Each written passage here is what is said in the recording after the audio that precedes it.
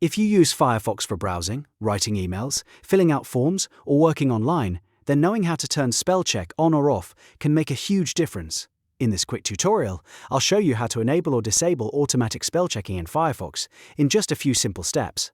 If this video helps, please hit the like button and subscribe for more easy software tutorials. Let's jump in. First, open Firefox on your computer. In the top right corner of the browser, click the menu button. That's the icon with 3 horizontal lines. This opens the main Firefox menu, where you can access all of your browser settings. From the menu, click Settings. This will take you into the Firefox settings page, where you can customize everything from privacy and downloads to language and accessibility options. Once the settings page opens, look for the Languages section and click on it. This area contains the language and spelling options used by Firefox while you type. Now scroll down until you find the Spell Check section. This is where Firefox controls whether words are checked automatically as you type. If you want to enable spell check, simply check the box next to check your spelling as you type.